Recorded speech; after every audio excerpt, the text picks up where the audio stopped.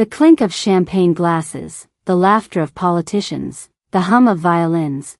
My father's 60th birthday party was polished perfection. Everyone wore their best masks of loyalty.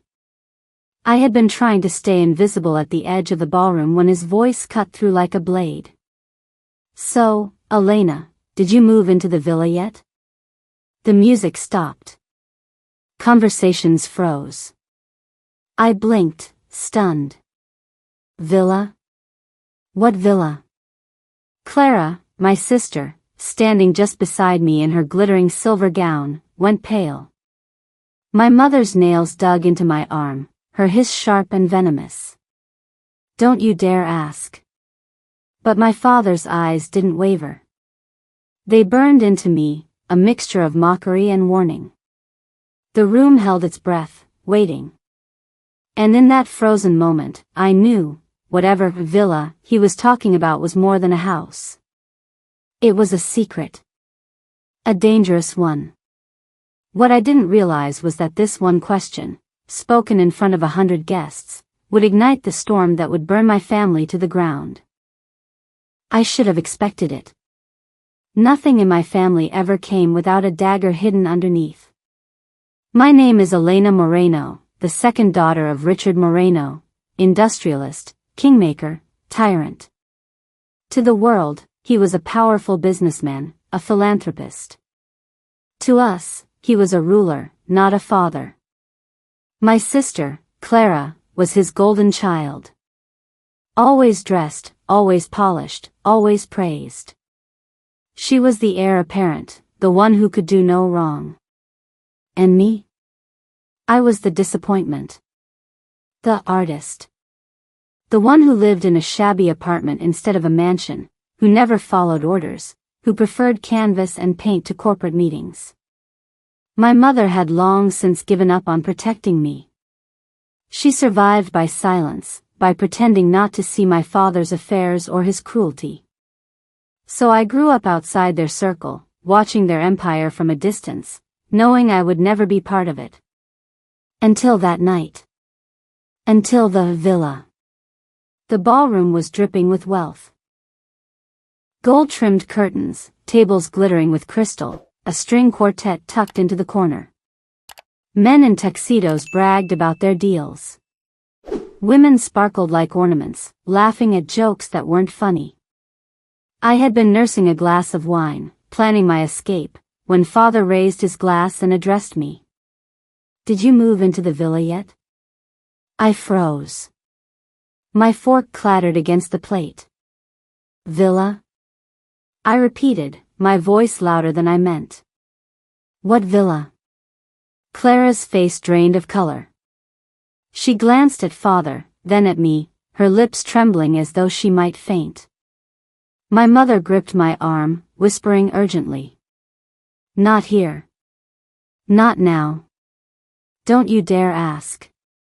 But father smirked, tilting his head. "Don't play dumb, Elena.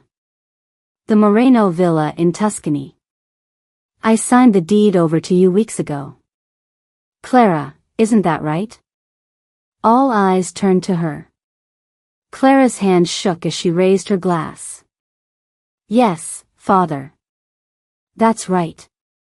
But the lie was written all over her face.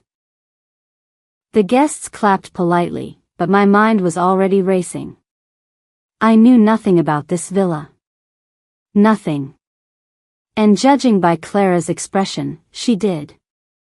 Something was very, very wrong. Sleep was impossible that night. My father's words looped in my head, Clara's pale face haunting me. So by dawn, I was at City Records, bribing a clerk with money I couldn't afford to spare. By noon, I had a stack of papers spread across my tiny kitchen table. There it was, the Moreno Villa. Signed over. But not to me. To Clara. Forged in my name. The signature on the deed was mine, only it wasn't. Every curve of the letters was too perfect, too deliberate, as though copied from old documents. I sat there, staring at it, my hands trembling. They had stolen from me. Again.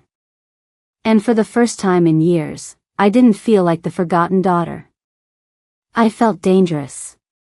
The next evening, I stormed into the Moreno estate.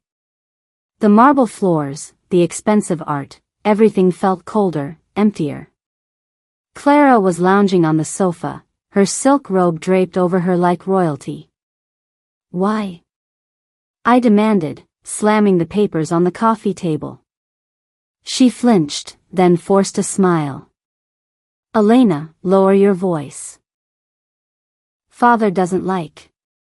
I don't care what father likes. I snapped. You forged my signature. You stole the villa. Her eyes flickered, guilt flashing for a split second before arrogance returned.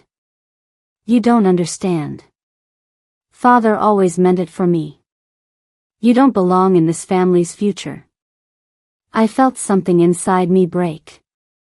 You've taken everything from me my whole life. My place. My worth. And now my inheritance? My mother appeared in the doorway, her voice sharp. Stop this. Both of you. We will not discuss this here. But then he walked in. Father. Tall, intimidating, his presence like a storm. Let her speak, he commanded. So I did.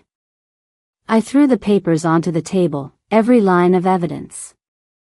He skimmed them once. His jaw tightened. Then he turned not to me, but to Clara. You were careless, he said coldly. Her face crumpled. Father, But I wasn't listening anymore. Because in that moment, I understood something. They had always been united against me. But now? There was a crack. And through that crack, I would burn them all. Revenge isn't rage. Rage is sloppy. Revenge is patience. Revenge is art. I built allies. Quietly, I reached out to the people my father had crushed, former business partners, employees discarded after decades, women he had used and abandoned. They hated him. They were waiting for someone like me. I played the good daughter. I smiled at dinners. I pretended gratitude for the gift of the villa. I let him believe I was finally loyal. All the while, I dug deeper, secret bank accounts, offshore companies, shell corporations hiding bribes. I targeted Clara. I unearthed her fake charities, the way she funneled money, the politicians she entertained behind closed doors. I whispered in the right circles, let the rumors grow into scandals. And step 4, I waited. The perfect moment would be the Moreno Foundation Gala, where father stood every year as a hero before the world. This time, he would fall. The ballroom glowed brighter than ever. Flashing cameras. Glittering gowns. A crowd ready to worship my father. But I was ready too. When he stepped on stage, tuxedo crisp, smile rehearsed, the room hushed. He began his speech, boasting of generosity, of legacy, of power. That's when the screens flickered. Apologies, technical glitch, someone stammered. Then my face appeared. Gasps filled the room. Good evening, my recorded voice said. My name is Elena Moreno. Tonight, while you drink and applaud my father's empire, I want you to see what it's built on.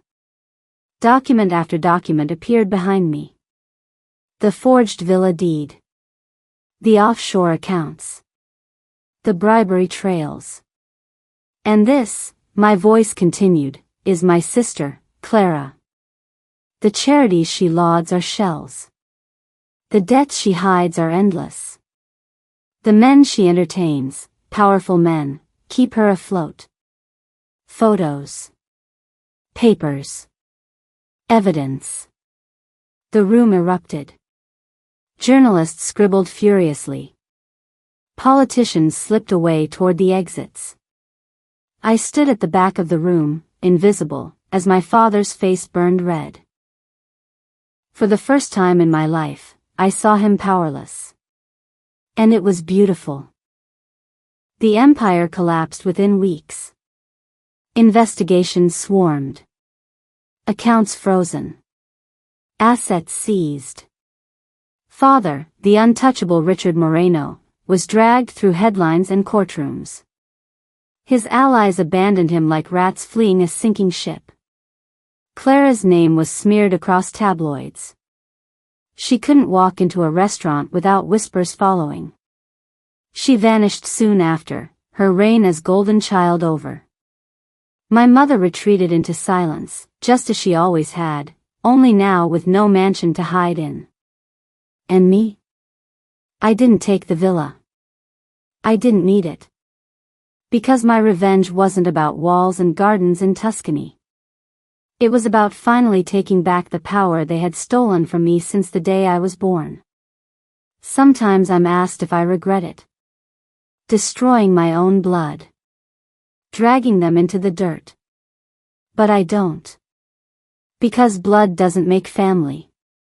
Loyalty does. Honesty does. Love does. My father gave me none. My sister betrayed me without a thought. My mother chose silence over protection. So no, I don't regret it. Because in the ruins of their empire, I finally found freedom. And freedom, I've learned, is the sweetest revenge of all. The end.